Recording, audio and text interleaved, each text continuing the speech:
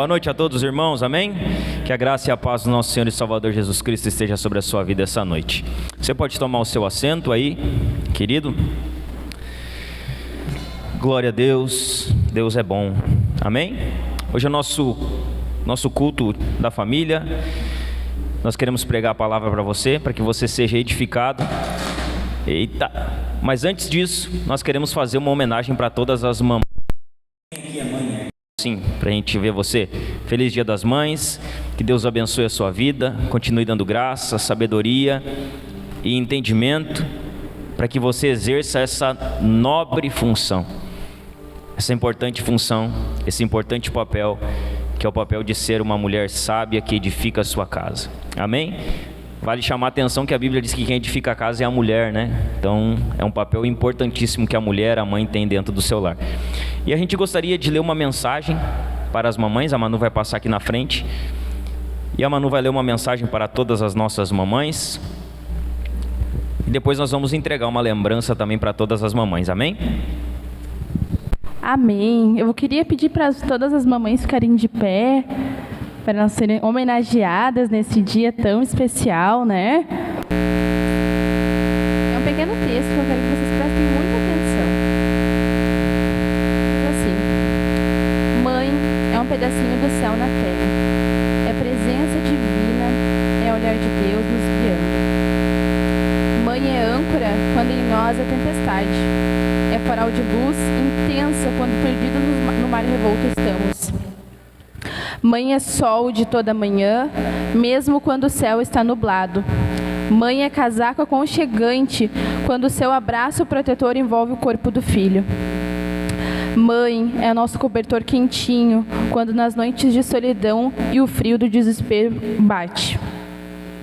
Mãe é guarida, é escudo, é força, que nos defende quando o mundo inteiro está contra. Mãe é muito mais do que proteção, é beijo de Deus e oração, é o nosso anjo. Mãe é sabor especial nos almoços de domingo, é gosto suave de amor quando o qual ela tempera a vida. Mãe é amor onipresente quando o filho está distante, mas precisando de abrigo. Mãe é aquela que fica quando todos os outros se vão. E mesmo quando ela se vai, é aquela que parte sem ir. Porque apesar de entardecer nos nossos dias, jamais transforma em noite. Feliz Dia das Mães a todas as mães. Que Deus abençoe e continue dando graça para exercer esse papel tão importante na vida dos filhos. Obrigada. Se você... Só um pouquinho, Martinha, Marta, só um pouquinho. Antes das mães receberem uma lembrança, a gente gostaria de orar também pelas mamães e abençoar a vida delas, né? Todas elas. Se você puder, feche seus olhos aí. Vamos orar. Senhor, nós queremos te dar graças aqui essa noite, Senhor, por cada mãe que se faz presente aqui nesse lugar, Senhor. Nós queremos te agradecer, Senhor, pelo Senhor ter escolhido essas mulheres para exercer esse nobre papel, Senhor. O papel da maternidade, Senhor. Nós sabemos que o Senhor é quem nos dá os filhos, que os nossos filhos, eles são herança do Senhor. E nós sabemos que as mulheres, as mães, elas têm um papel importantíssimo na criação dos seus filhos, na formação dos seus filhos, na edificação da sua casa. Senhor, nós queremos orar, Senhor, te pedindo que o Senhor derrame de graça, sabedoria, entendimento sobre a vida de cada mãe que aqui está. Que o Senhor, Pai, dê ânimos a elas, dê saúde a elas, dê ânimo a elas, Senhor, para que elas amem fazer aquilo para o qual o Senhor as escolheu, Senhor. Senhor, nós queremos te pedir, abençoa, Pai, a vida de cada mulher que já é mãe aqui dentro. Abençoa, Senhor, aquelas que serão mães em breve, Senhor, que o Senhor dê graça a elas, dê sabedoria e entendimento a elas, Senhor. Assim, Senhor, nós queremos orar, te agradecendo, Senhor, por cada mãe aqui presente nessa congregação, por cada mãe presente nesse mundo, Senhor, por cada mulher que o Senhor chamou para essa nobre missão. Assim nós oramos, Senhor, em nome de Jesus. Amém. E agora sim, nós vamos entregar uma lembrancinha muito abençoada que as irmãs prepararam para você, mamãe. Que você receba. Foi preparado com amor, carinho, para esse dia não passar em branco também sobre a sua vida.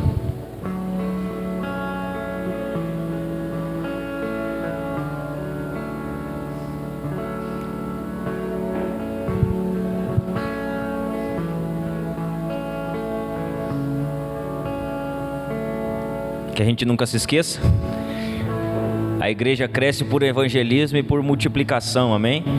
Então, cada vez que uma mulher engravida na congregação, a igreja está crescendo. Então, façam filho, irmãs, façam filhos, multipliquem. Nós estamos pregando em Gênesis, que você pegue a ordem do Senhor em Gênesis e faça filhos para a glória de Deus, crie os seus filhos para a glória de Deus, é um chamado nobre do Senhor. Amém? Que você receba essa lembrança aí, que está linda. Eu dei uma olhada lá atrás que as mulheres fizeram, as meninas fizeram. Uma lembrança linda, feita com todo carinho para você, mamãe. Amém? E agora nós vamos pregar o evangelho para você, amém? Você que tem a sua Bíblia, abra ela comigo no livro de Gênesis, capítulo 3, no verso 14.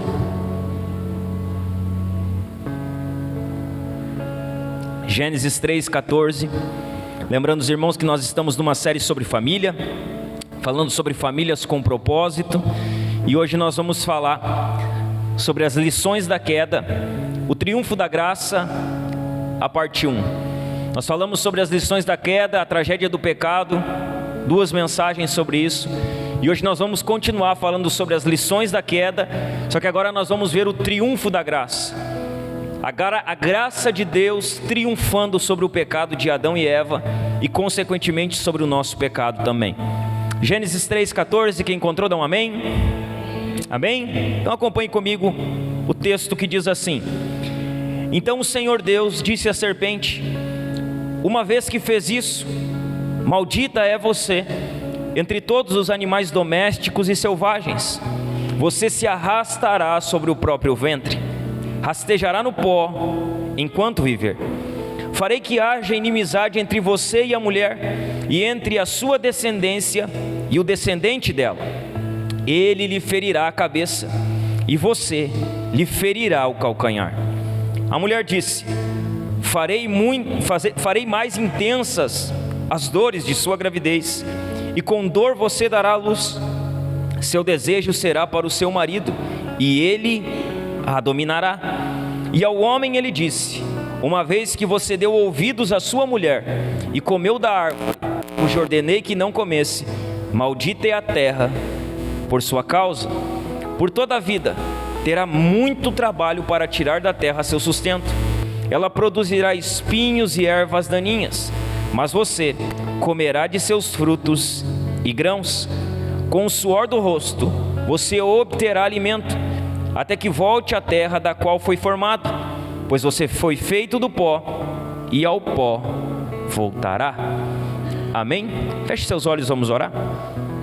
Senhor, nós te damos graças por essa noite, te damos graças pelo teu povo que aqui está reunido, Senhor, para ouvir o teu evangelho, para ser edificado pela tua palavra, Senhor. Que o Senhor possa essa noite, através da exposição das escrituras aqui, Senhor, comunicar de uma forma, Senhor, específica ao coração de cada irmão, cada irmã, cada homem, cada mulher que aqui está. Que as nossas casas, as nossas famílias, que a nossa igreja possa ser edificada sobre o sólido fundamento que é a tua palavra, Senhor.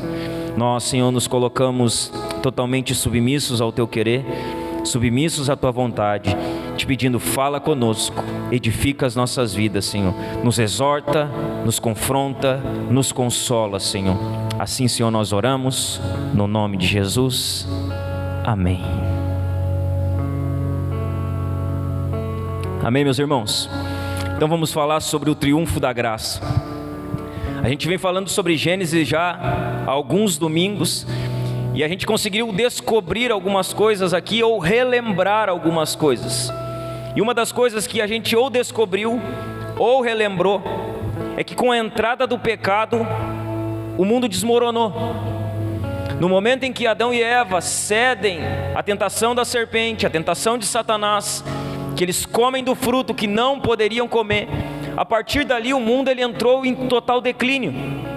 O mundo começou a desmoronar, e por consequência, a família também ela foi fraturada, quebrada.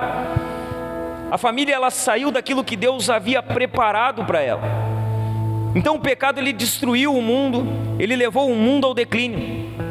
Só que em Gênesis 3, que é o texto que nós estamos pelo segundo domingo seguido, O que impressiona dentro desse texto aqui, irmãos, é que mesmo antes de Adão e Eva terem admitido o seu pecado, Deus ele já tinha, irmão, Deus ele já estava falando de redenção. Sabe o que impressiona no texto de Gênesis 3? É que Adão e Eva pecam, Deus ele vem, e mesmo antes de Adão e Eva confessarem o seu pecado, Deus ele já começa a falar de redenção com Adão e Eva. Deus ele já começa a falar sobre perdão, sobre restauração. Nós vimos no domingo passado que a primeira evidência da graça de Deus foi Ele não ter destruído Adão e Eva na hora. A primeira evidência da graça de Deus é que Deus ele conversa com Adão e Eva. Ele diz: olha, vocês comeram do fruto, o que vocês fizeram? Deus interroga Adão e Eva quando não precisava interrogar. Deus ele estabelece um diálogo com Adão e Eva quando não precisava estabelecer. A palavra de Deus era: quem comer morrerá. Se Deus matasse Adão e Eva na hora em que eles botaram o fruto na boca, Deus estaria sendo bom, Deus estaria cumprindo a sua palavra. E sabe o que nos chama a atenção? É que Deus não mata eles, é que Deus conversa com eles, é que Deus ele ouve Adão e Eva. Deus ele chama eles, conversa com eles, conversa com aquele casal. Em vez de matar Adão e Eva, que estavam mastigando do fruto proibido, Deus com sua graça e pela sua graça, Ele tenta levar Adão e Eva à restauração, à confissão do seu pecado. Veja bem, meus irmãos, Deus ele deu a Adão e Eva a oportunidade de confessar o seu pecado. Deus ele deu a Adão e Eva a oportunidade de ser restaurado. Eu vou começar hoje aqui falando do que eu terminei falando domingo passado. Deus está nos dando todos os dias a oportunidade de confessarmos os nossos pecados a Ele. Deus está nos dando em todo momento a oportunidade de lançarmos os nossos pecados diante dos pés dEle e de sermos restaurados. A todo momento Deus está nos chamando, dizendo: se arrependa. A todo tempo Deus está dizendo: confesse o seu pecado. A todo tempo Deus está falando conosco, dizendo: eu posso restaurar você. Eu tenho perdão para o seu pecado. O sangue do meu filho derramado, ele cobre a culpa do seu pecado. Deus o tempo inteiro está nos chamando, irmãos, para a confissão, para a rendição, para o arrependimento. Sabe o que nós vamos ver nesse texto que nós lemos aqui? Nós vamos ver ondas da graça de Deus. Nós vamos ver ondas, sabe? Ondas que vão e vêm da graça de Deus. Muitas pessoas dizem: olha, a graça começa no Novo Testamento, a graça começa nos Evangelhos. Não, irmãos, a graça começa a partir do momento em que Adão e Eva pecam e Deus não dá a eles o que eles mereciam. A primeira manifestação da graça não começa em Mateus. A primeira manifestação da graça começa em Gênesis 3, quando Deus ele não dá a Adão e Eva o que eles mereciam. Não porque aquele era o tempo da lei, não. A graça já se encontra desde o princípio da criação de Deus. E o que nós vemos nesse texto são ondas da graça. Essas ondas começam em Gênesis 3. E sabem aonde elas vão atingir o seu alvo, o seu auge, o seu ponto máximo? As ondas que começam em Gênesis 3, elas atingem o seu ponto máximo em Jesus, irmãos. Jesus é a plena manifestação da graça de Deus. Jesus é a plena manifestação da misericórdia de Deus. A graça de Deus alcança o seu auge no seu Filho amado, Jesus Cristo, sendo entregue para morrer no madeiro pelo meu e pelo seu pecado. Olha o que vai dizer o Evangelho de João, no capítulo 1, nos versos 14, 15 e 16. Evangelho de João, capítulo 1, versos 14, 15 e 16. Vem no telão para mim. João capítulo 1, os versos 14, 15 e 16. Olha o que vai dizer: assim, a palavra se tornou ser humano, carne e osso, e habitou entre nós. Ele era cheio de graça e verdade, e vimos a sua glória, a glória do Filho único do Pai. João deu testemunho dele, quando disse em alta voz: este é aquele a quem eu me referia quando disse: alguém virá depois de mim, muito mais poderoso que eu, pois existia muito antes de mim. De sua plenitude, todos nós recebemos graça sobre graça. Jesus, irmãos, Ele é a plena manifestação da graça de Deus para as nossas vidas. E veja bem, de Jesus, todos nós recebemos graça sobre graça, irmãos. As ondas de graça que começam em Gênesis 3, elas alcançam o seu auge, o seu nível máximo em Jesus Cristo. E o que nós vamos examinar essa noite aqui, irmãos, é como a graça de Deus triunfa sobre o pecado do homem. De que maneira a graça de Deus triunfa sobre o pecado do homem?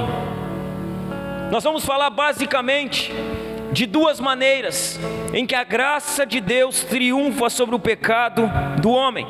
A primeira delas, a primeira maneira em que a graça de Deus triunfa sobre o pecado do homem é na promessa de destruição da serpente, ou na promessa de destruição de Satanás. Olha o que vai dizer o verso 14 e 15, acompanhe comigo. Então o Senhor Deus disse à serpente: uma vez que fez isso, maldita é você entre todos os animais, domésticos e selvagens. Você se arrastará sobre o próprio ventre, rastejará no pó enquanto viver. Farei que haja inimizade entre você e a mulher, e entre a sua descendência e o descendente.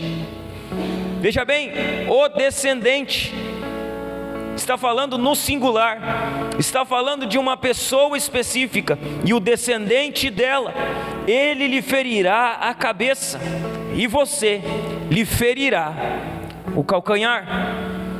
Então, irmãos, a graça de Deus triunfa sobre o pecado do homem, primeiramente, na promessa que Deus faz: a serpente será destruída, Satanás será destruído, Satanás será derrotado. Amém? Isso é uma grande promessa. Deus, Ele promete isso. A primeira coisa que Deus fez após a queda foi dar esperança a todos nós, quando pronunciou o julgamento contra a serpente. Então veja bem, quando Adão e Eva caem, quando Adão e Eva pecam, a primeira coisa que Deus faz não é ir dizer o que aconteceria com Adão e Eva.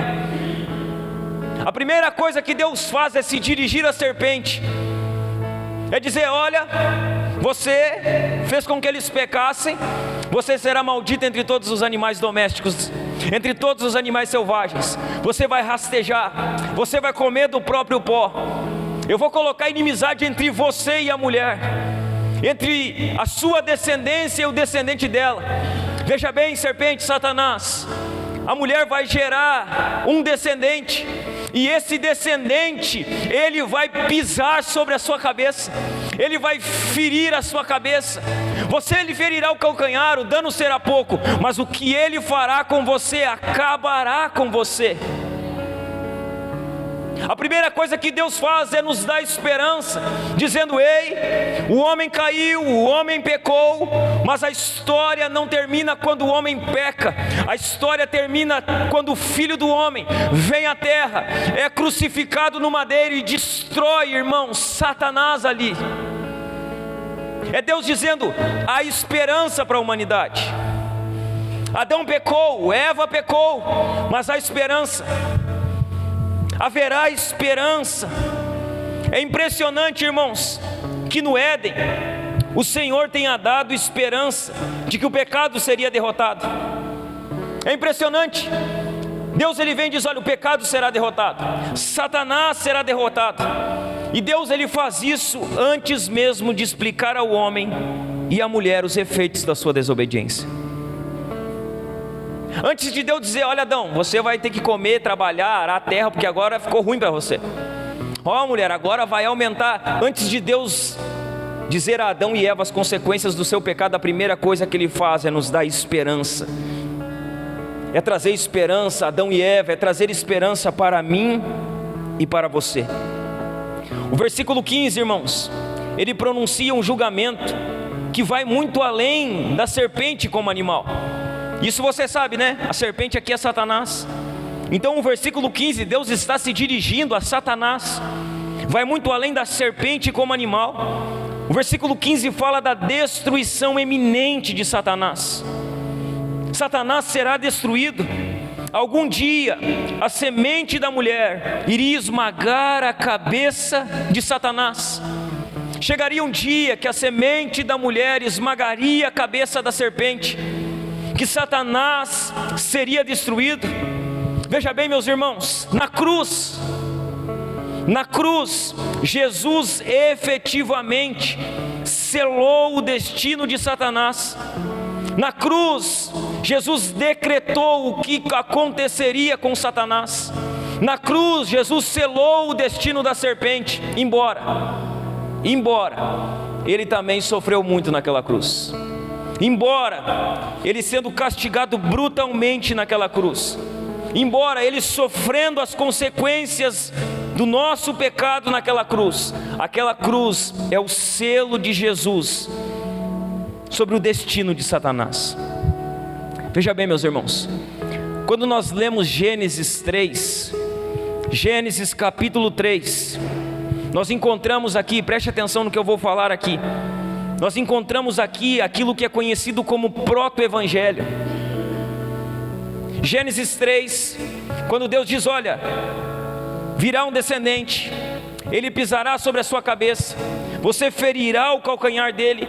Isso aqui é conhecido como proto-evangelho, ou seja, a primeira promessa de boas novas do evangelho.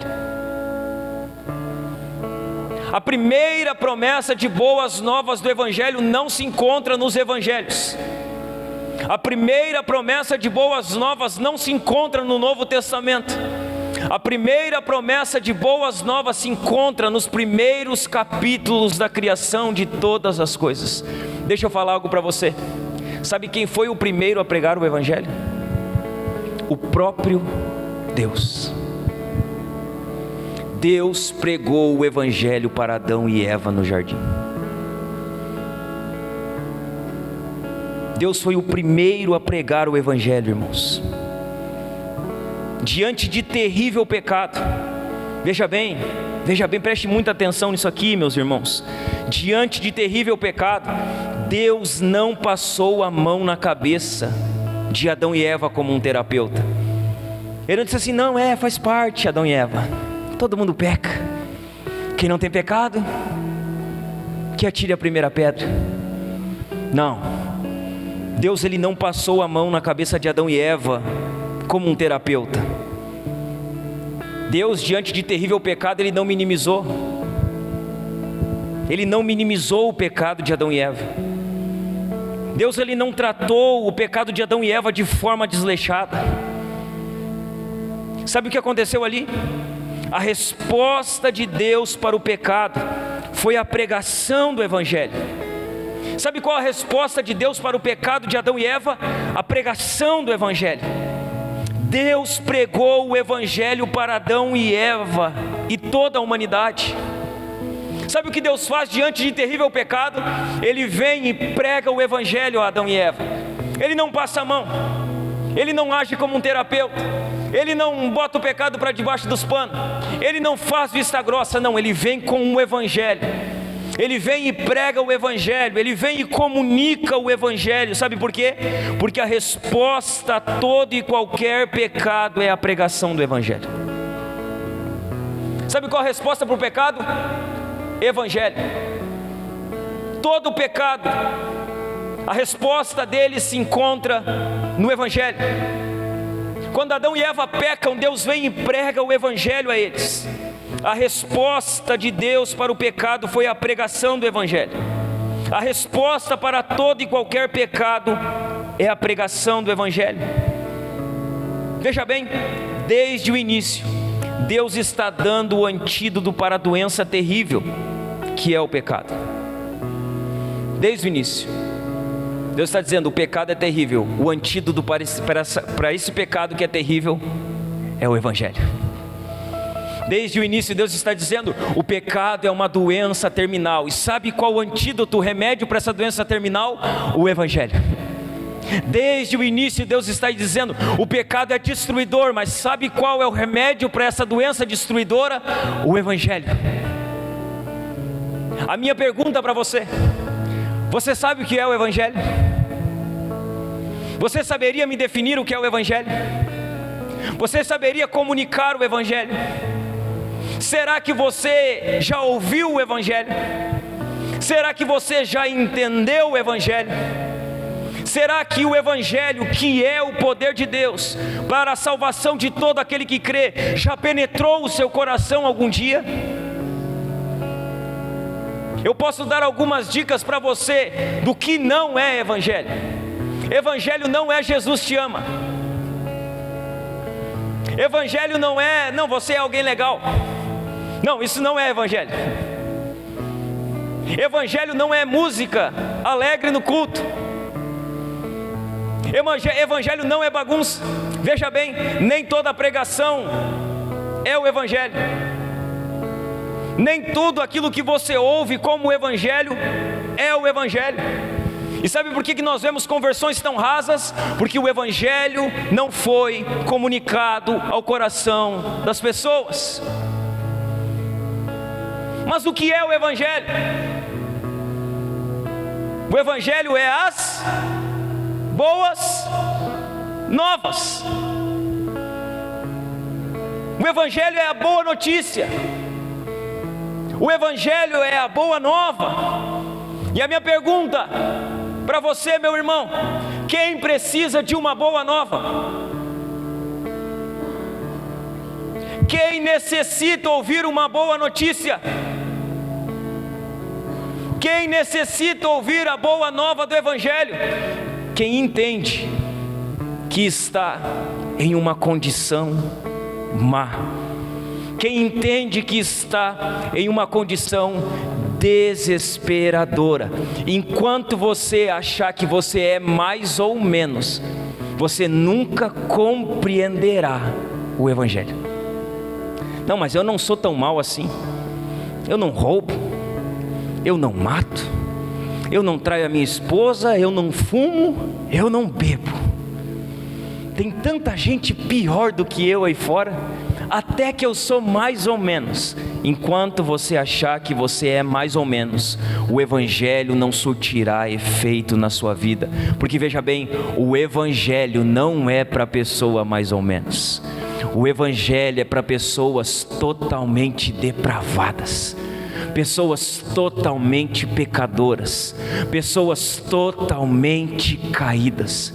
Quando você entende a sua condição diante da santidade de Deus e reconhece a sua condição diante da santidade de Deus, então o Evangelho, ele adentra o seu coração como uma boa nova. Ele transforma o meu coração, o seu coração de pedra, em um coração de carne.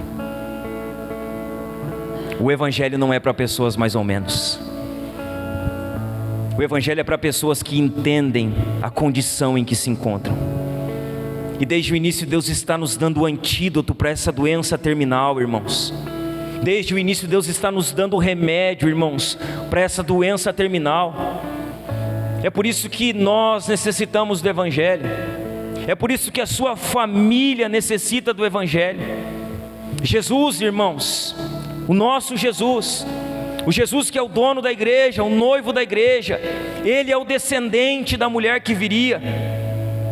Jesus, irmãos, ele é a semente da mulher. Jesus é aquele que foi prometido desde o jardim do Éden.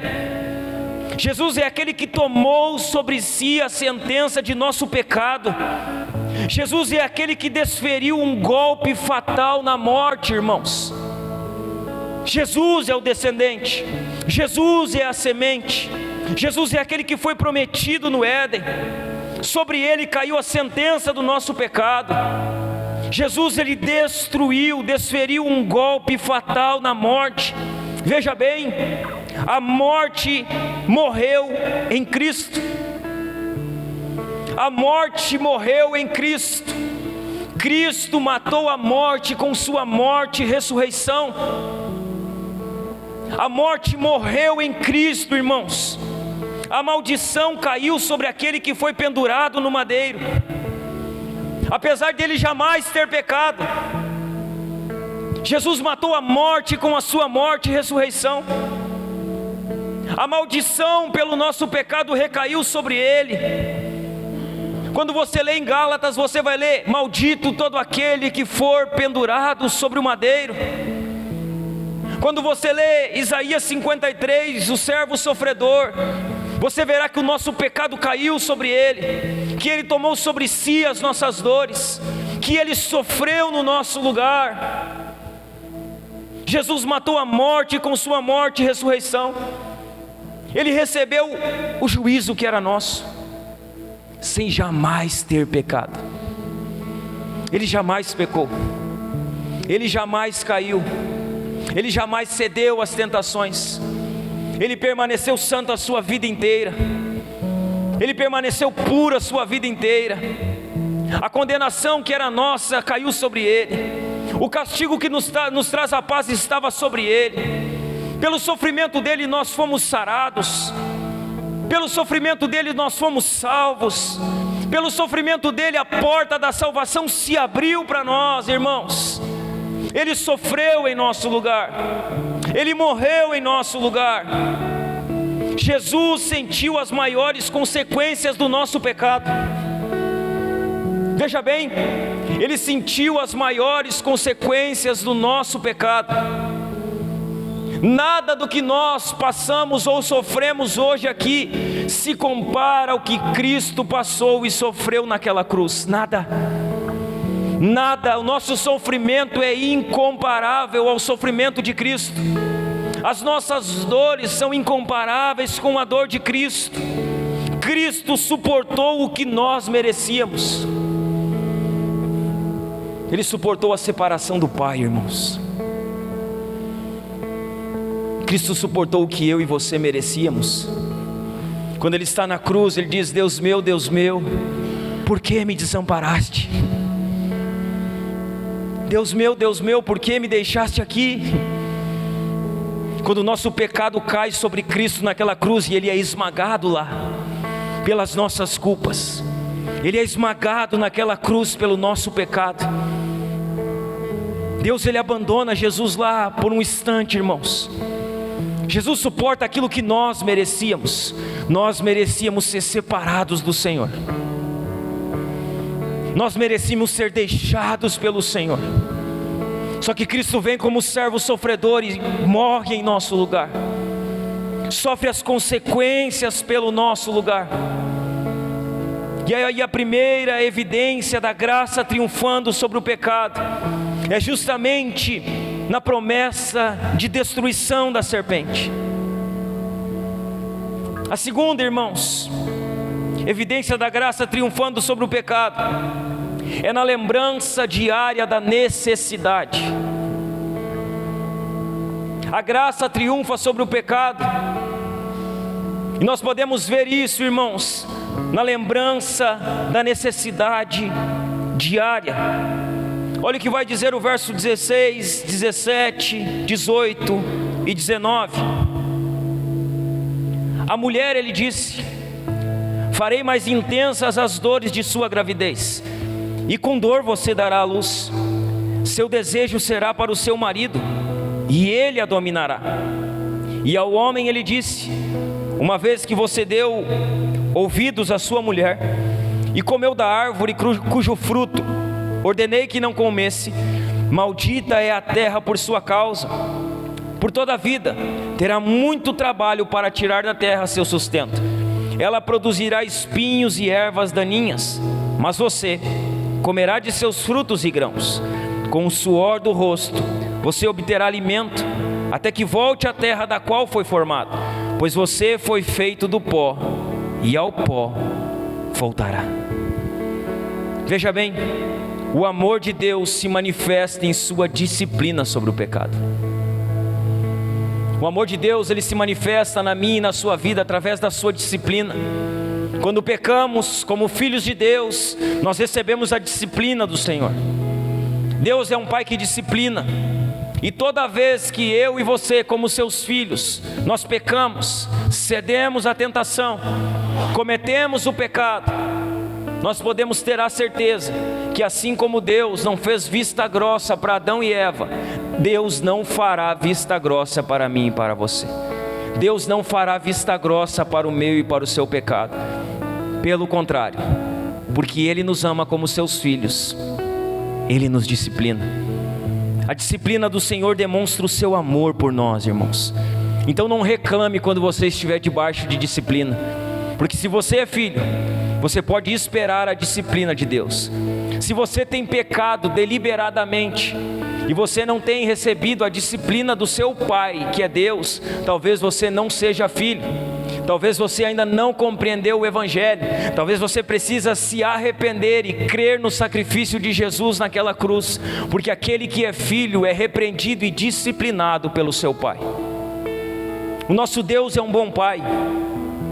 O nosso Deus é um Pai bom. Ele não é um Pai que deixa os seus filhos viverem a vida que querem, não. Quando nós pecamos, Ele manifesta a sua disciplina sobre o nosso pecado. Põe para nós Provérbios capítulo 3, nos versos 11 e 12. Provérbios 3, versos 11 e 12.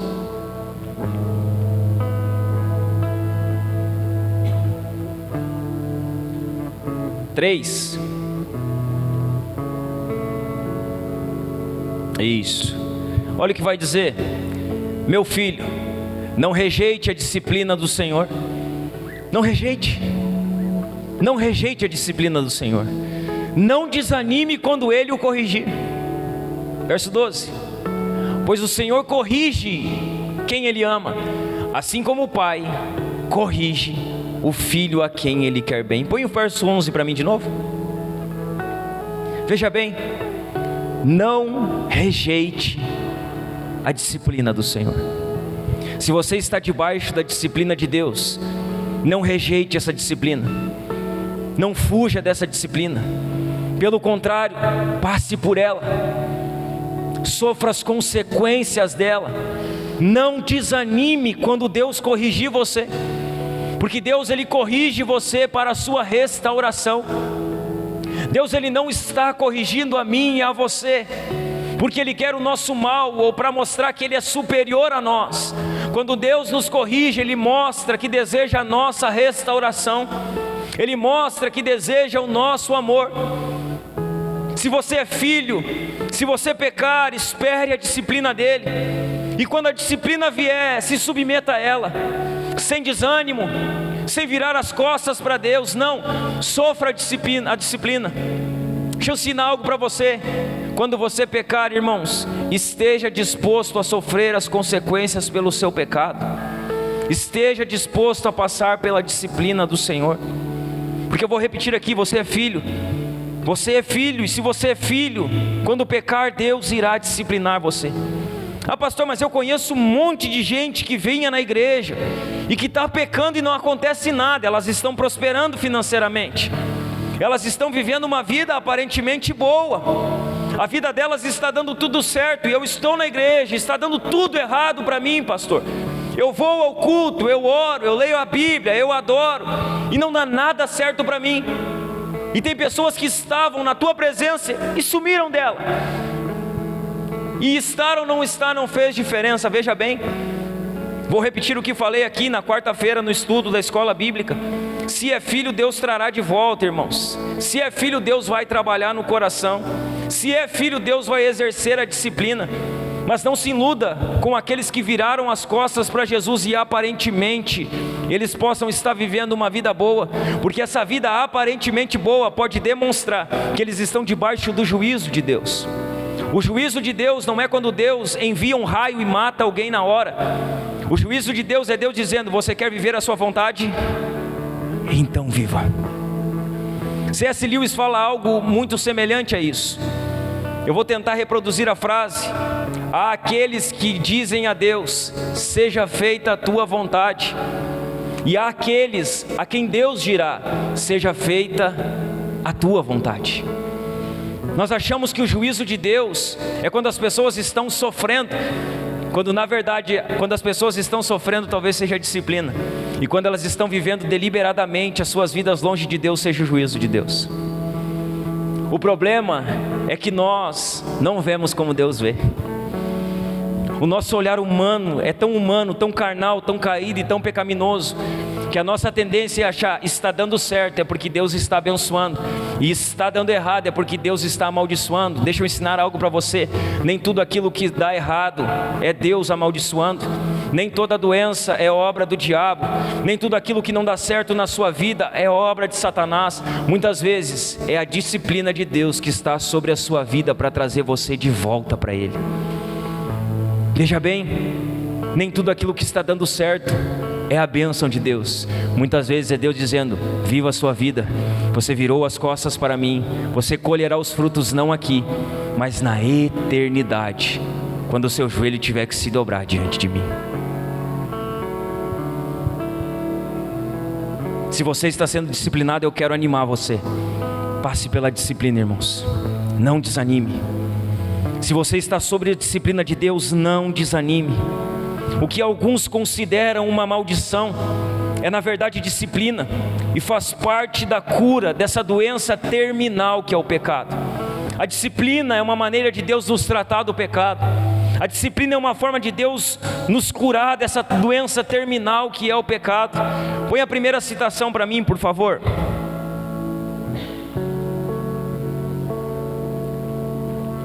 Olha o que vai dizer: a cura do pecado começa quando vemos a necessidade do médico. Sabe quando começa a cura do pecado na minha e na sua vida? Quando nós olhamos para nós, para dentro de nós, para o nosso coração, e reconhecemos: eu preciso de um médico, eu preciso ser curado dessa doença, eu preciso ser livre do pecado. A cura do pecado começa quando nós reconhecemos que precisamos de Cristo. O próprio Jesus diz: eu não vim para os sãos, eu vim para os doentes. Eu não vim para aqueles que pensam que porque levam uma vida moralmente correta são bons. Eu vim para aqueles que reconhecem que são pecadores. Por isso que Jesus diz que naquele dia muitos publicanos, pecadores, prostitutas virão e se assentarão na mesa. Muitos daqueles que viviam uma vida deliberada de pecado, eles entrarão. E muitos daqueles que achavam que tinham um padrão moralmente bom, acabarão ficando de fora. A cura do pecado começa quando nós olhamos para nós e dizemos: eu preciso de um médico, eu preciso ser livre dessa doença, eu preciso ser curado dessa doença que tem me destruído. O pecado é uma doença, e Jesus é o médico que cura essa doença. Jesus é o médico a quem nós devemos recorrer. Jesus é aquele que tem a solução para a doença do pecado. E quando nós olhamos para dentro de nós e reconhecemos que precisamos de um médico, esse médico vem e nos cura dessa doença, irmãos.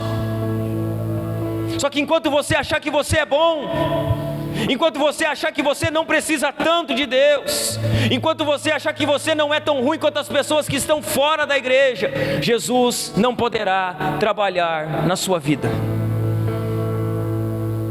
Você precisa reconhecer: eu sou totalmente pecador, eu preciso de Jesus, eu preciso de Jesus. Veja bem, meus irmãos, nunca chegaremos à cruz até que compreendamos o estado devastador em que nos encontramos. Nunca. Você pode vir à igreja, e vir à igreja não é chegar na cruz. Você pode vir aos cultos, e vir aos cultos não é chegar na cruz. Você pode congregar por 10 anos, e congregar por 10 anos não é chegar na cruz.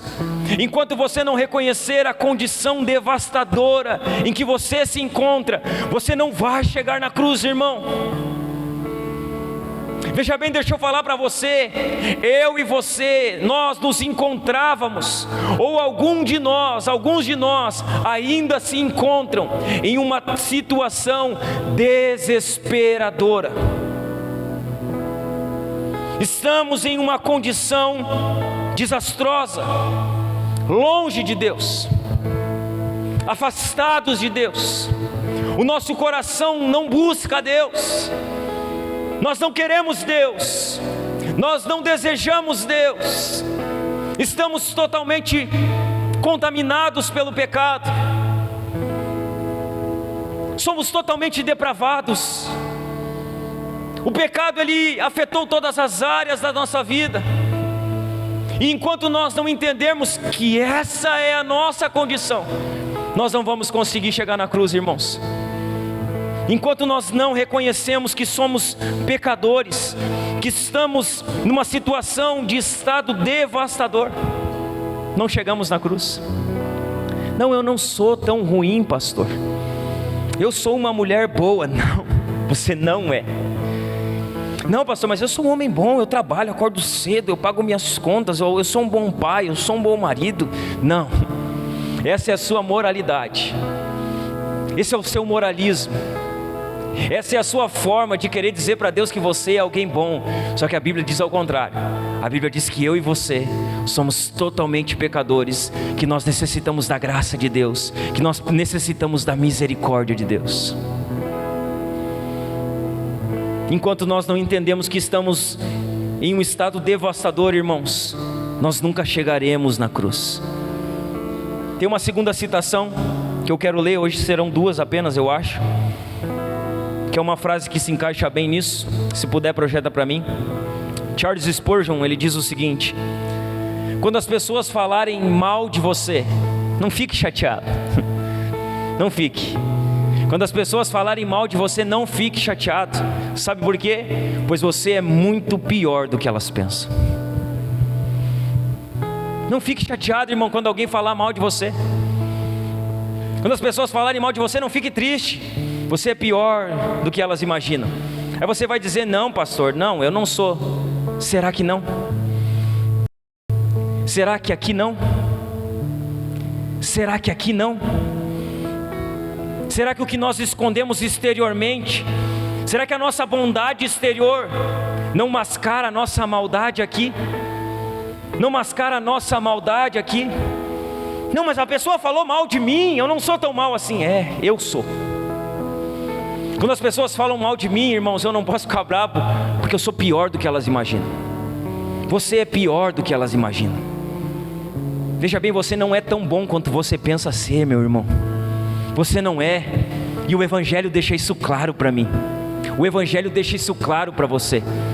Veja bem, a sua moralidade não vai levar você à vida eterna. Veja bem, no céu não entram pessoas perfeitas. No céu não entram pessoas que nunca pecaram. No céu não entram pessoas que não têm falhas. Na verdade, no céu estará cheio dessas pessoas. Estará cheio de pessoas que pecaram, cheio de pessoas que traíram a sua mulher, que roubaram, que mataram, que enganaram, mas que quando ouviram o Evangelho, seu coração se quebrantou, elas se arrependeram e reconheceram quem elas eram de fato. Então veja bem, você não fique bravo quando alguém falar mal de você. Sempre lembre disso, eu sou pior do que elas pensam. O que elas estão falando de mim não é nem a metade do que eu sou quando elas não estão me vendo. E não tente dizer que não, porque você sabe que é assim. Você sabe que você não é tão bom assim. Eu sei, irmão. Eu sei que eu sou um cara que precisa muito de Jesus. Eu sei que eu sou uma pessoa que eu preciso muito da graça de Jesus, de forma desesperada. Eu sei que sem a graça de Jesus eu sou um homem mau. Eu sei que sem a graça de Jesus eu sou um homem pecador. Eu sei que sem a graça de Jesus eu sou capaz de fazer coisas, irmãos, que talvez você jamais imaginaria. E eu sei que não é somente eu que sou assim, você também é assim. Sabe o que restringe a mim e a você de não sermos tão mal quanto nós poderíamos ser? É a graça do Senhor. A graça de Deus, ela nos impede de ser tão maus, irmãos. A graça de Deus, ela nos restringe de cometer coisas, atrocidades, pecados, irmãos, que nós, olhando hoje para nós, nos consideraríamos incapazes de cometer. Veja o que homens sem a graça de Deus são capazes de fazer. Veja que homens que foram abandonados ao seu bel prazer são capazes de fazer. Sem a graça de Deus nós não somos nada. E sabe o que nós podemos ver? Nós podemos ver a graça de Deus em toda a história. Nós podemos ver a graça de Deus em toda a disciplina bíblica, irmãos. Deus poderia ter se mantido distante e indiferente diante do nosso pecado. Ele poderia dizer: vocês pecaram, estou nem aí para vocês, eu posso acabar tudo aqui agora e recomeçar de novo. Deus poderia ou não poderia? Deus não poderia ter acabado com a raça humana e começado do zero. Ele poderia ter ficado indiferente ao nosso pecado. Ele poderia ter fulminado Adão e Eva. Ele poderia ter abandonado Eva. Só que sabe o que nós vemos? Que não foi isso que ele fez. Vemos que ele interveio. Nós vemos que ele providenciou lembranças de que o mundo não é como deveria ser. E que por isso, nós dele. Irmãos, o primeiro passo da salvação, o conhecimento da necessidade do nosso coração. O primeiro passo da salvação é o reconhecimento da nossa condição. Deixa eu ensinar algo aqui para você. O Evangelho começa com as más notícias que nos levam às boas notícias. O que eu estou fazendo hoje aqui para você é pregar o Evangelho para você. E sabe o que é a pregação do Evangelho? É Deus mostrando para mim e para você. Vocês se encontram em uma situação desesperadora. O pecado destruiu a humanidade. O pecado destruiu as famílias. Essa é a má notícia. Qual a boa notícia? Jesus veio. Jesus derramou o seu sangue na cruz. E através do seu sangue derramado, através da sua morte vicária, através da sua ressurreição ao terceiro dia, Ele nos comprou para Deus e pagou a conta pelo nosso pecado. Não existe evangelho sem má notícia. Então por isso que eu digo que você talvez ouviu muita pregação e nunca ouviu o evangelho. Porque evangelho não é a notícia que Deus vai te dar vitória. Evangelho não é a notícia de que você vai vencer. Evangelho não é a notícia primeiramente que Deus é seu Pai. Evangelho não é a notícia de que Jesus te ama. Evangelho não é a notícia que tudo vai dar certo na sua vida, não. Evangelho é a notícia e começa sempre com a má notícia. Quando você entende que é pecador, aí sim você vai olhar para a cruz e vai dizer: eu preciso de um Salvador. A disciplina de Deus opera em 4 áreas que correspondem item por item aos 4 propósitos pelos quais Deus nos criou. Então nós vamos falar aqui de 4 áreas em que a disciplina de Deus ela opera, áreas em que Deus ele nos criou com propósito. A primeira delas, a dor na criação dos filhos. Versículo 16, na parte A vai dizer: a mulher ele disse: farei mais intensas as dores de sua gravidez, e com dor você dará a luz. Então veja bem, um propósito pelo qual Deus fez o casal era para reproduzir sua imagem em novos adoradores que iriam estender o domínio do jardim até os confins da terra. Então para que Deus, um dos propósitos que Deus criou o homem e a mulher, para fazer filho, para ter filho. Então veja bem, sem doença clara, sem algum impedimento claro, é pecado não querer ter filho. Por quê? Porque o propósito de Deus ao criar o homem e a mulher era para ter filhos. Sabe o que nós vemos hoje? A cultura de não vou ter filhos para não destruir o meu corpo. não vou ter filhos para mim ter tempo de fazer tudo aquilo que eu desejo. Só que isso, pelas Escrituras, se configura pecado, porque não cumpre o propósito de Deus para o casamento. Deus criou o homem e a mulher para se multiplicar, para encher a terra, irmãos. A disciplina que Deus decreta mostra como o pecado atingiu esse propósito na família. O que está evidente aqui é mais do que um parto doloroso, amém, irmãs? Deus não está falando aqui que o parto ia ser mais doloroso. É mais do que isso. É mais do que um parto doloroso. O texto, de forma literal, diz que a dor e concepção se multiplicariam. Ou seja, múltiplos nascimentos significam múltiplas dores. Tudo está relacionado à criação de filhos num mundo agora poluído pelo pecado. Veja bem, a dor associada à concepção representa todo o processo de criar filhos, desde o momento em que a vida começa até o final. Então, quem aqui pode me dizer que criar filho é fácil? É fácil criar filho? É fácil educar filho? É fácil ensinar filho? Não é. A dor não fala apenas da hora em que a mulher iria ter o ato do parto, que é dor. Fala de toda a criação. Fala desde a concepção, a criação, todo o andamento da vida do filho. É doloroso criar filho, irmãos. É doloroso educar os filhos. É doloroso ensinar os filhos. A dor está associada e representa o processo de criar filhos desde o momento em que a vida começa até o final. Há poucas coisas que nos lembram tanto da nossa necessidade de um Salvador, mais do que a criação de filhos. Se tem uma coisa que nos mostra que nós precisamos de um Salvador, é a criação de filhos. Porque veja bem, meus irmãos, veja bem, não reclame do seu filho, não reclame, não reclame da sua filha. Você é a árvore que gerou ela, você é a árvore que gerou ele.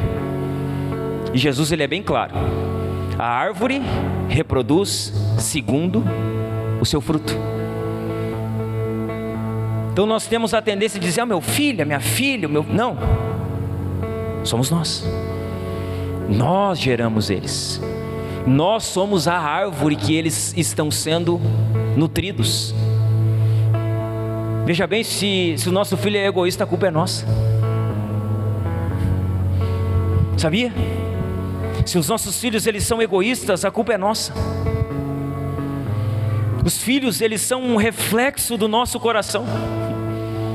Os filhos refletem nós. Eles refletem o nosso coração. Eles refletem o nosso egoísmo. Os filhos refletem a nossa cobiça. Os filhos, eles refletem, irmãos, a nossa desobediência. Os filhos refletem quem nós somos. Nós somos as árvores que eles são nutridos. Por isso que eu sempre digo: se você não ama a igreja, por que você acha que o seu filho vai amar a igreja? Se você não ama o culto, por que você acha que o seu filho vai amar o culto? Se você não ama a Bíblia, por que você acha que o seu filho vai amar a Bíblia? Se você não ama o Senhor, por que você acha que o seu filho vai amar ao Senhor? Não. Veja bem, irmãos, se nós amamos a Deus, os nossos filhos por consequência acabarão amando o Deus que nós amamos a vida inteira. Se nós amamos a igreja, os nossos filhos por consequência acabarão amando a igreja. Se nós amamos servir, os nossos filhos por consequência amarão servir. Deixa eu dar uma dica para você, pai que está aqui: não fale mal da igreja na frente dos seus filhos. Não fale mal do culto na frente dos seus filhos. Não fale mal dos pastores ou dos irmãos na frente dos seus filhos. Se eles ouvirem que a igreja é má e imperfeita durante toda a sua infância, eles crescerão odiando a igreja. Você conseguirá trazer eles até os 15 anos do culto, só que depois disso, 15, 16, 17, 18, você não dominará mais sobre eles, e eles não quererão o Senhor que você disse amar. Os nossos filhos refletem nós. Eles refletem a nossa desobediência, o nosso egocentrismo, o nosso egoísmo. Eles refletem o nosso coração. Veja bem, irmãos, desde Gênesis 3, os filhos nascem com pecado no coração. Veja bem, nenhuma criança nasce inocente, nenhuma criança nasce sem pecado. Toda criança já nasce, irmãos, sob a influência do pecado. Todas elas, irmãos, distantes do Criador, carentes de um resgate espiritual. Deixa eu falar algo para você: Deus não é avô, Deus é pai. Deus não tem neto, Deus tem somente filhos. Veja bem, não é porque você serve a Deus que o seu filho automaticamente é filho de Deus. Não. Seu filho precisa ouvir o Evangelho. Seu filho precisa conhecer a Bíblia. Seu filho precisa conhecer a condição do coração dele, que é pecaminosa. Não, pastor, mas criança é inocente. Provérbios vai dizer que a estultícia está no coração da criança. Quem ensina uma criança a mentir? Quem ensina uma criança a enganar? Quem ensina uma criança a dar um tapa na face de outra pessoa ou de um adulto?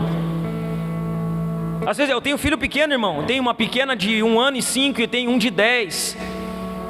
E eles são crianças e às vezes eles fazem coisas que eu não ensinei para eles. Às vezes a estultícia toma conta. Às vezes a pequenininha não ganha o que quer e ela quer dar o tapa no rosto. Ela quer exigir, ela se atira no chão. Ela chora e o que ela quer receber. Só que eu não ensinei ela a bater no rosto de ninguém. Eu não ensinei ela a se jogar no chão para receber o que ela quer. Quem ensinou isso para ela? Isso é a estultícia que já nasce no coração dela, irmãos, por conta do pecado de Adão e Eva. Talvez você, como eu, já disse: mas eu não te ensinei a fazer isso, cara. Por que tu está fazendo? Aonde tu viu isso acontecendo aqui em casa? Quem te ensinou a fazer isso? Fui eu. E o seu filho vai dizer para você: não foi, pai. Então aonde você aprendeu? Só que nós sabemos aonde isso começou. Isso começou na estultícia que está no coração da criança. Os nossos filhos não são netos de Deus. Os nossos filhos precisam ouvir o Evangelho. Os nossos filhos precisam ouvir sobre o que é pecado. Eles precisam ouvir sobre a condição real do coração deles. Os nossos filhos precisam ser resgatados, irmãos, espiritualmente. Não, mas que é isso, pastor? É isso. O Evangelho precisa ser pregado para os nossos filhos.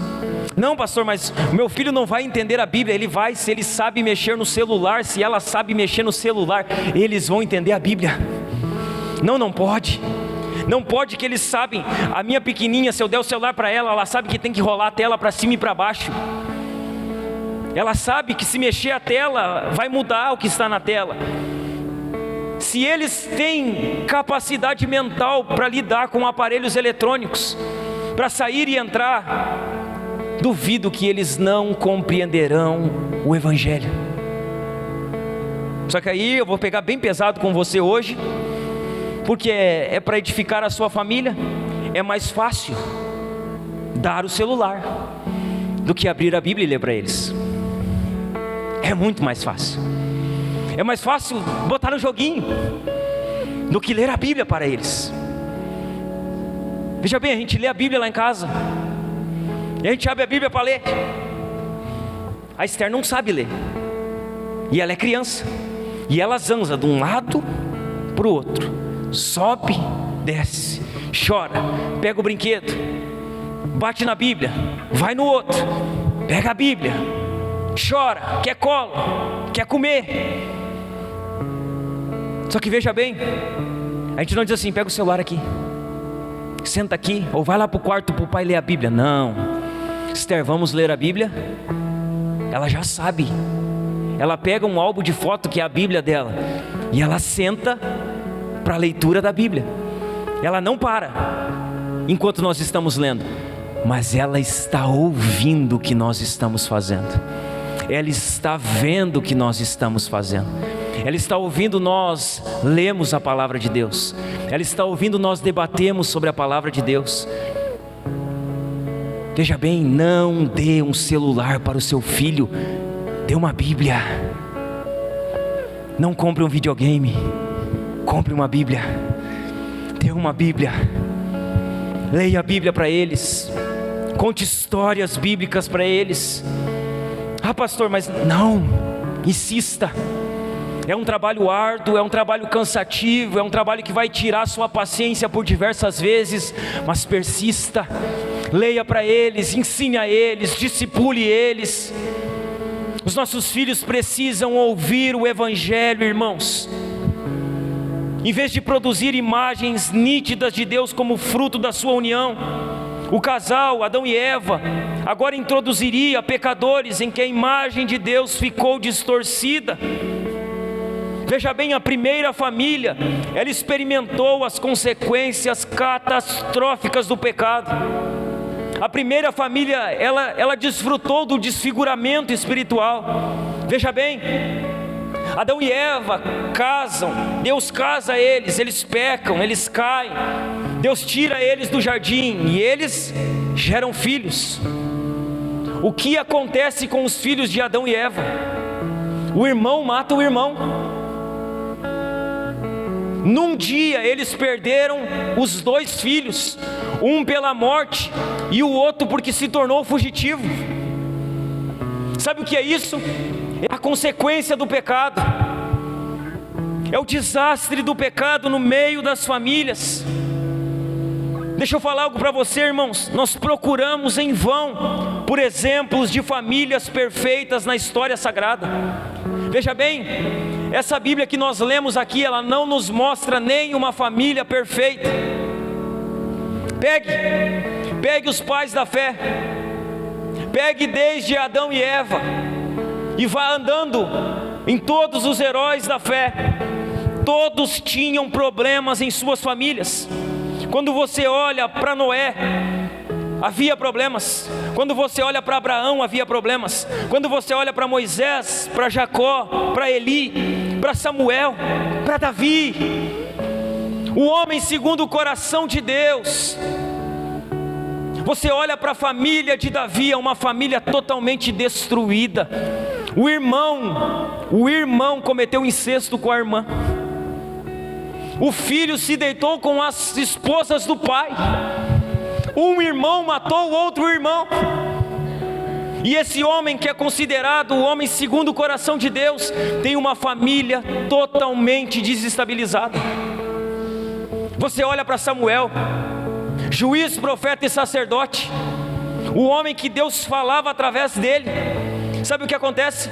Quando ele fica velho, o povo diz: olha Deus, olha Samuel, diz para Deus que nós queremos um rei, porque os teus filhos não são iguais a ti. Eles são avarentos, eles são gananciosos, eles não servem o Deus que você servia. Quando você olha para Eli, sacerdote, seus filhos se deitavam com as mulheres que iam levar os sacrifícios no templo. Eles comiam da comida sagrada. Famílias totalmente desestruturadas, irmãos. Famílias perdidas. Salomão, outro homem, que você olha para a vida dele, para a casa dele, família totalmente destruída.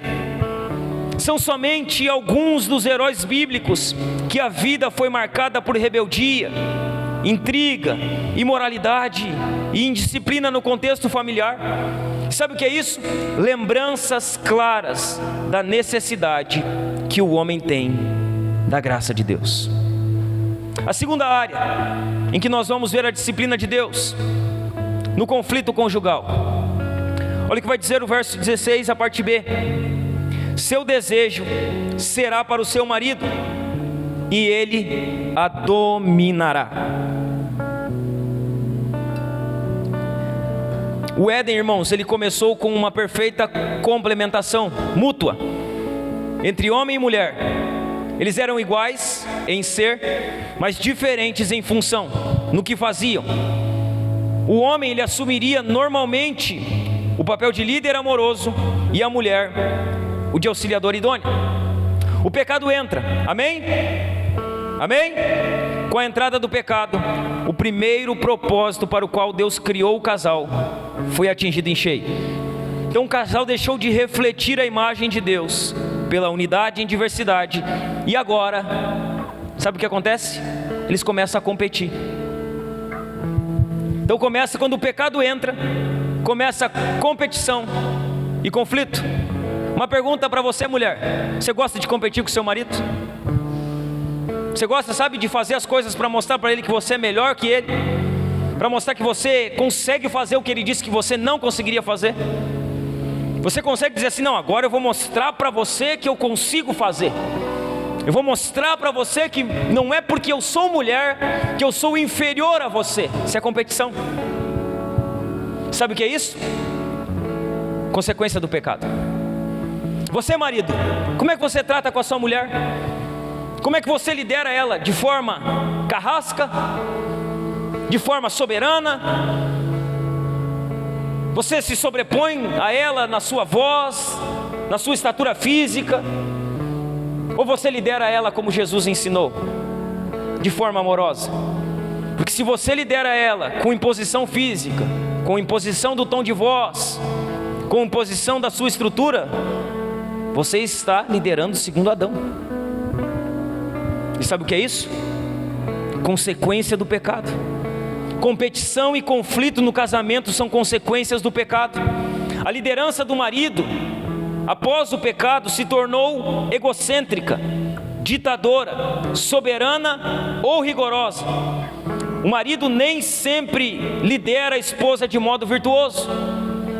Como consequência do pecado, a mulher, ela sempre tem o desejo de controlar. É o que eu tenho falado aqui já há alguns dias. A mulher, ela quer controlar, e isso é consequência do pecado.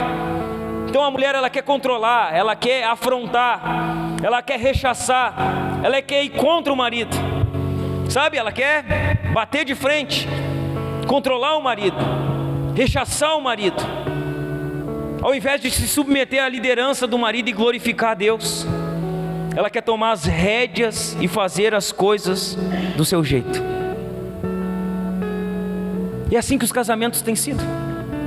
O marido liderando de forma ditatorial e a mulher querendo tomar a frente, a mulher querendo rechaçar, a mulher e o marido competindo entre si. Não é como as coisas deveriam ser, não é, mas é como elas se tornaram por causa do pecado. E sabe o que é isso, irmãos? É mais uma lembrança de que homens e mulheres precisam desesperadamente da intervenção divina para redimir e restaurar a sua família.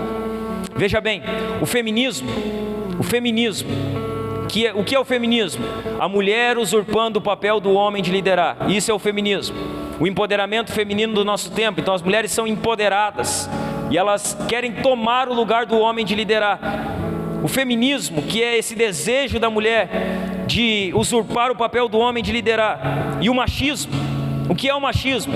O homem deixando de proteger a mulher, mas oprimindo-a. Eles entraram para valer na história em Gênesis. Ali começou o feminismo. Não começou em Simone de Beauvoir, para quem já leu alguma coisa sobre feminismo. Começa com Eva. O machismo começa com Adão. Ali o feminismo e o machismo, eles entraram no mundo. O que começou como um jogo de Cuba no Éden se transforma em uma guerra constante, em que a mulher tentará controlar seu marido e o marido, em resposta, irá oprimir a mulher, dominar ela e não proteger a sua esposa, em total oposição ao plano divino. A terceira área em que Deus nos disciplina após o pecado, no trabalho. Quem aqui trabalha? Estende a mão alta assim, quem aqui trabalha? Quem aqui gosta de trabalhar? Viu? Olha a diferença. Quem aqui trabalha? A maioria. Quem aqui gosta de trabalhar? A minoria. E sabe o que é isso? Consequência do pecado.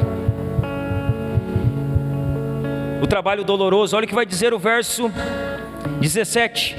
E ao homem ele disse: uma vez que você deu ouvidos à sua mulher e comeu da árvore cujo fruto ordenei que não comesse, maldita é a terra por sua causa, por toda a vida.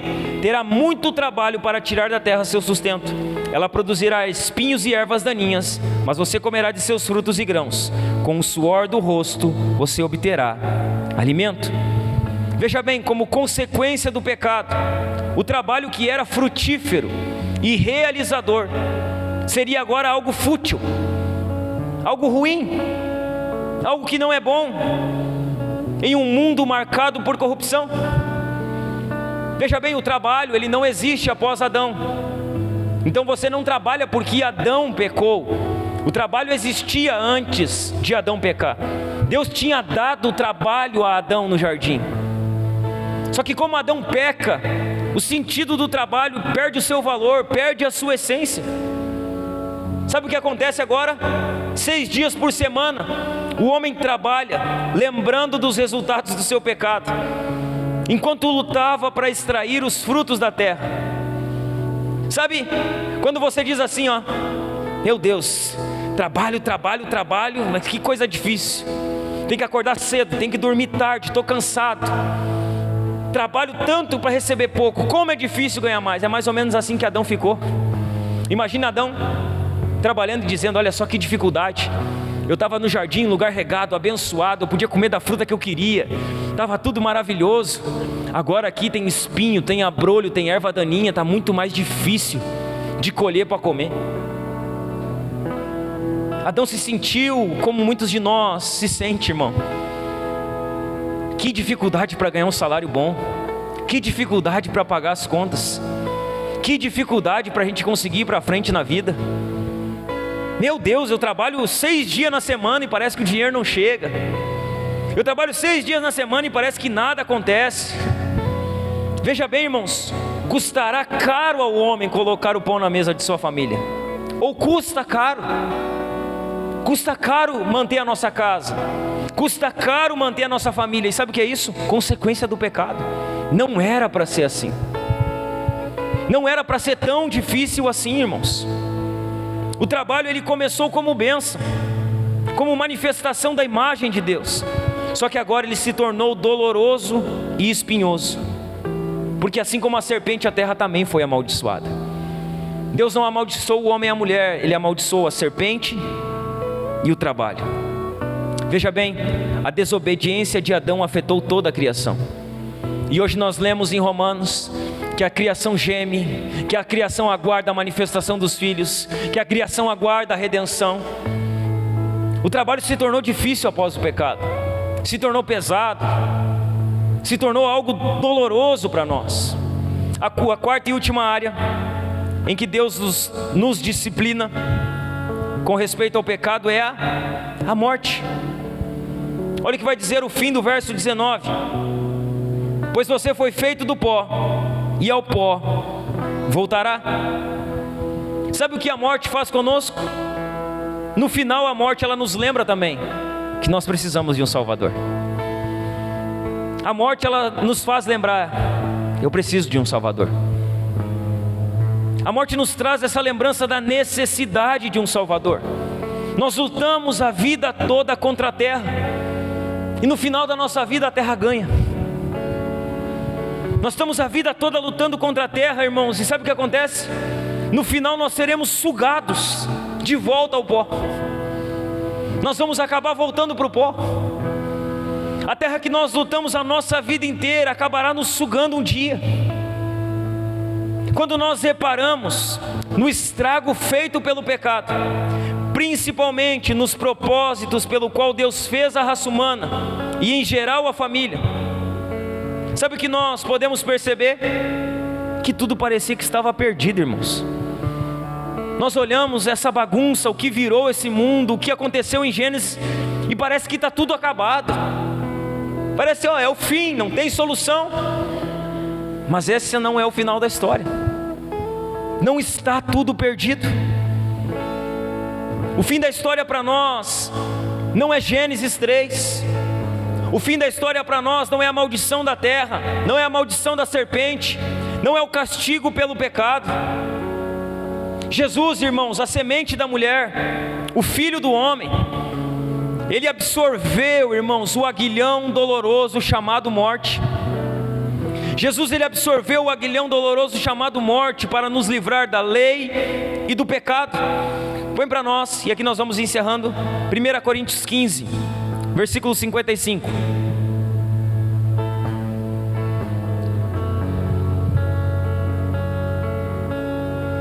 Olha o que vai dizer: ó morte, onde está a sua vitória? Ó morte, onde está seu aguilhão? Verso 56. O pecado é o aguilhão da morte que nos fere, e a lei é o que torna o pecado mais forte. Verso 57, aqui está a boa nova: mas graças a Deus que nos dá a vitória sobre o pecado e sobre a morte, por meio de nosso Senhor Jesus Cristo. Graças a Deus temos vitória sobre o pecado, vitória sobre a morte, por meio de Jesus Cristo, irmãos. Veja bem, a condenação do pecado não é o fim para nós. À medida que a morte cativou todos os homens, desde Gênesis, ela foi vencida em Cristo. Em cada aspecto, na nossa vida, no lar, no relacionamento marido e esposa, na criação dos filhos, no trabalho e na morte, nós somos lembrados do pecado e da nossa necessidade da graça de Deus. Sabe o que esse mundo nos lembra? Precisamos da graça. Sabe o que o nosso casamento nos lembra? Necessitamos da graça. Sabe o que o trabalho nos lembra? Necessitamos da graça. Tudo que está à nossa volta está nos mostrando a nossa necessidade da graça de Deus. A disciplina de Deus nos lembra que precisamos de alguém. Nos lembra que nós precisamos da semente da mulher, de Jesus, para cancelar a nossa dívida. Nós não temos, irmãos, condições de pagar nossa dívida pelo pecado. Sem Jesus, estamos perdidos. Sem Jesus você está perdido. Sem Jesus a sua casa está perdida. E eu quero encerrar, concluir a mensagem de hoje, falando, irmãos, sobre 6 verdades que nós devemos crer e praticar a respeito do triunfo da graça. O triunfo da graça nos deixa claro 6 verdades que devemos crer e praticar. Então veja bem, aqui é a aplicação, aqui é o resumo de tudo que nós falamos, aqui é o que você deve fazer quando esse culto acabar. A primeira verdade que você deve crer e praticar: sua família necessita do Evangelho. Sua casa necessita do Evangelho. Seu casamento necessita do Evangelho. Veja bem, vou repetir: sua família necessita do Evangelho. O Evangelho é o antídoto para a doença do pecado que atingiu a humanidade, em especial as famílias. Quem aqui quer a graça de Deus sobre a sua casa? Você precisa pregar o Evangelho, porque sem Evangelho não há graça. A graça se manifesta mediante o Evangelho. E a primeira verdade que nós precisamos crer, irmãos, e praticar é que o Evangelho, que a nossa família necessita do Evangelho. A segunda verdade que nós precisamos crer e praticar: quem é pai aqui? Estende a mão. Você que é pai, você é responsável por levar os seus filhos à conversão. Você é responsável a conduzir os seus filhos pelo caminho da salvação. Você, pai, é responsável por levar seus filhos à conversão. Ensine aos seus filhos sobre a miséria do seu coração. Ensine aos seus filhos sobre a graça de Deus na cruz. Ensine aos seus filhos sobre a ressurreição de Cristo. Pregue o Evangelho para eles. Leve os seus filhos cada vez mais em direção a Cristo. Deixa eu falar algo para você. Você, pai, você precisa ser um canal do qual a graça de Deus fluirá sobre a vida dos seus filhos. Você, pai, é um canal onde a graça ela passa e alcança os seus filhos.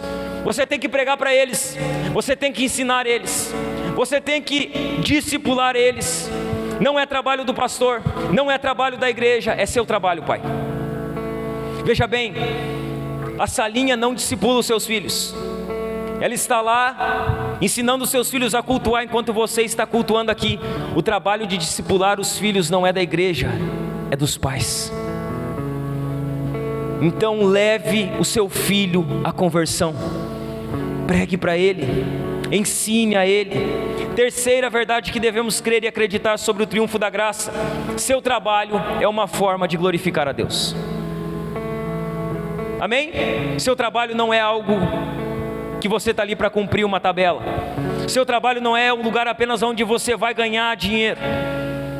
Após o pecado, o trabalho se tornou fonte de enfado e cansaço, mas em Cristo ele se torna um instrumento para glorificar ao Senhor. Não veja, irmão, o seu trabalho apenas como uma maneira de ganhar dinheiro. É mais do que isso. Não é só para você receber um salário. O seu trabalho é uma maneira de glorificar a Deus. Quando você está trabalhando lá, você está glorificando a Deus, fazendo o seu melhor lá. Se você trabalha em uma fábrica de calçado, quando você está fazendo o seu melhor em uma esteira, em uma máquina, você está glorificando a Deus ali. Quando você está trabalhando em um hospital, a Manu trabalha em um hospital, você trabalha em uma cozinha, o Joel trabalha em uma cozinha, a Sila trabalhou já também, trabalha com montagem de móveis, trabalha com vendas, trabalha com diversas coisas. Isso não é apenas uma fonte de dinheiro. Isso é uma maneira de glorificar a Deus. Deus, ele deve ser glorificado com o seu trabalho. Veja bem, não é uma ocupação, não é para você ir lá bater o seu ponto apenas e ir embora. A sua vida, a forma com que você trabalha, o trabalho que você entrega, está glorificando a Deus ou não. Então trabalhe para a glória de Deus, irmãos. O seu trabalho é uma forma de glorificar a Deus. Faça o seu melhor lá.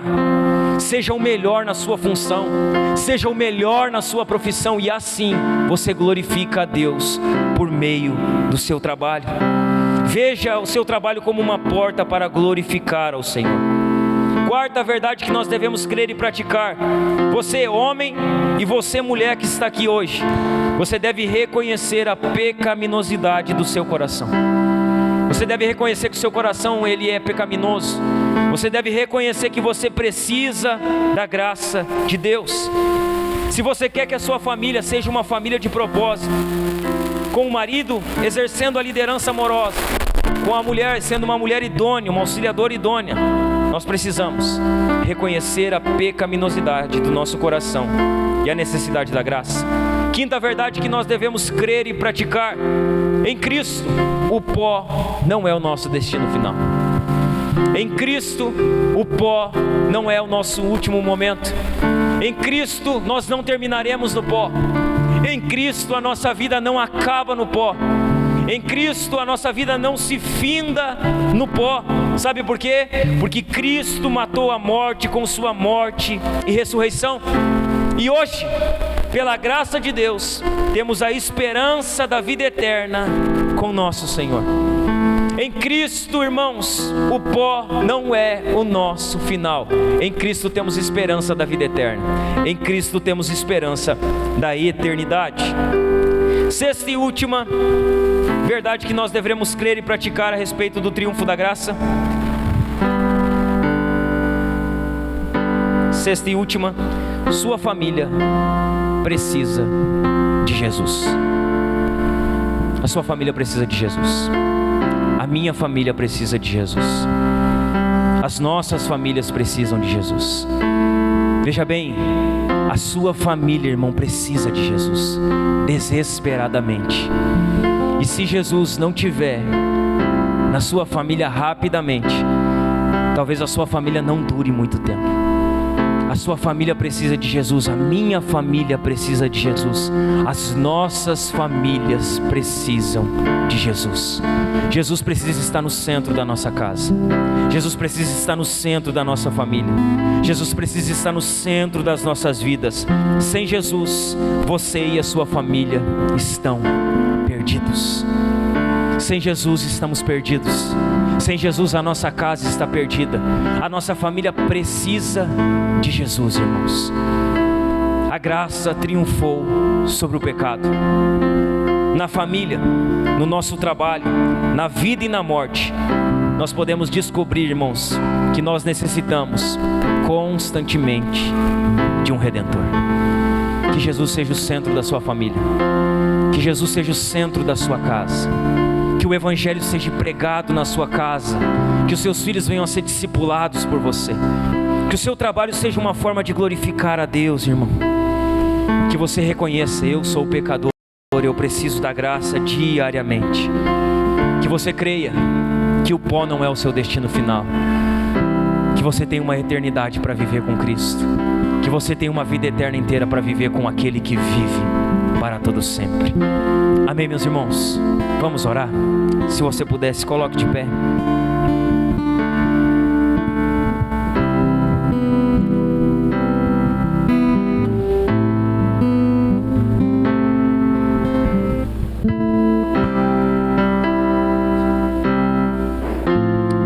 trazer a caixa de oferta para nós, por favor? Nós vamos ofertar e depois vamos orar.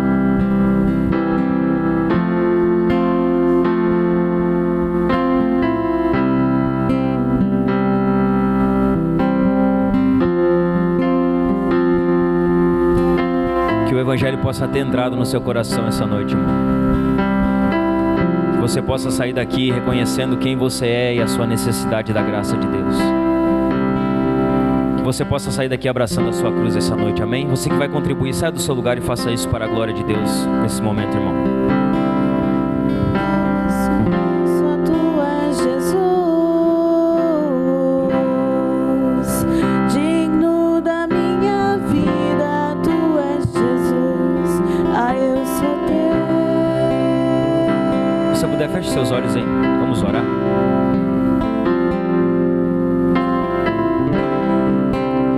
Digno dessa canção, só tu és Senhor. Digno Você ouviu o Evangelho essa noite, irmão. só tu és Senhor. Você precisa dar uma resposta ao Evangelho quando sair daqui essa noite. Digno da minha vida. Você não ouviu uma mensagem que vai motivar você, mas uma mensagem que vai levar você mais para próximo de Jesus.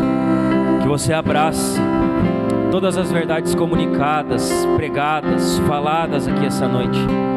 Que você saia daqui disposto a viver o Evangelho, a praticar o Evangelho, a pregar o Evangelho.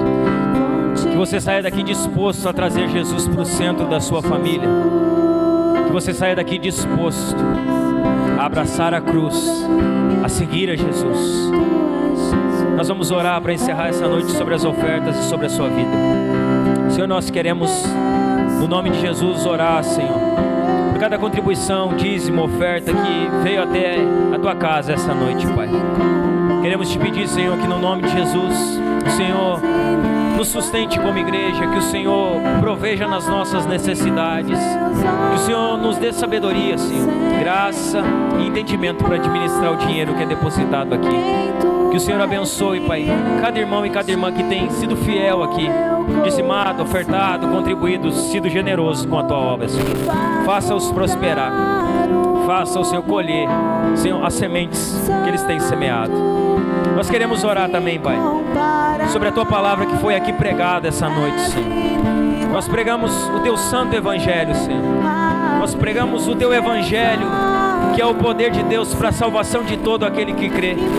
Nós cremos, Senhor, no poder do evangelho para transformar a vida de pecadores como nós. Nós cremos, Senhor, no poder do evangelho para restaurar pecadores como nós. E por isso, Senhor, nós queremos orar aqui essa noite sobre tudo que foi falado. Que nós possamos sair daqui essa noite, Senhor, dispostos a abraçar o evangelho, dispostos a viver o evangelho, dispostos a pregar o evangelho, Senhor. Senhor, nós queremos orar que Jesus seja o centro das nossas vidas, que Jesus seja o centro das nossas famílias. Senhor, nós queremos orar que o evangelho ele venha a ser comunicado, pregado, Senhor, dentro dos lares de cada um dos irmãos que está aqui. Queremos orar que os pais que aqui estão sejam os pastores das suas casas, sejam os pastores das suas famílias, sejam os discipuladores dos seus filhos, Senhor.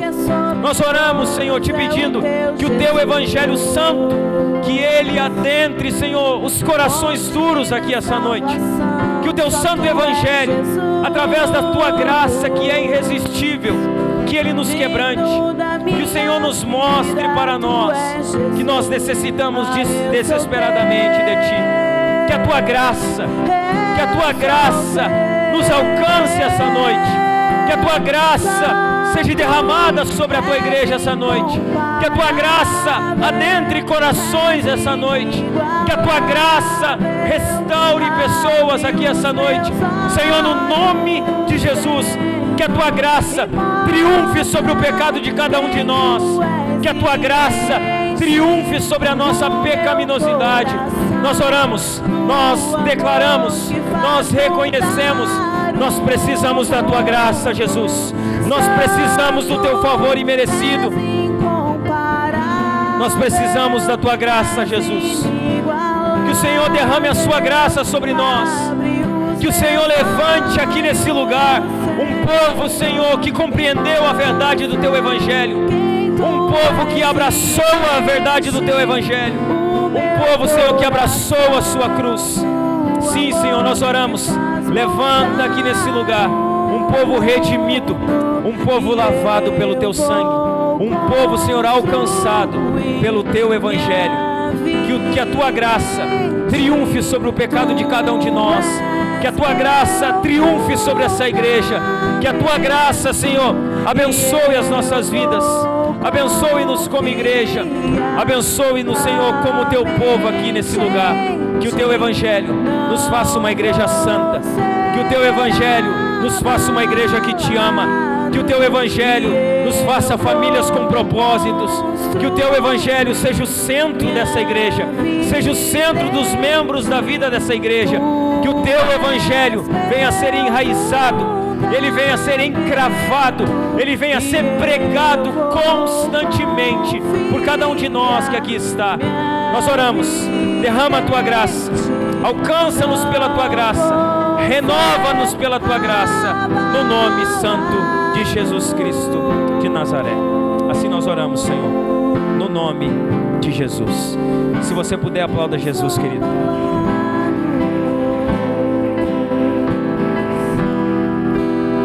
Amém, irmão?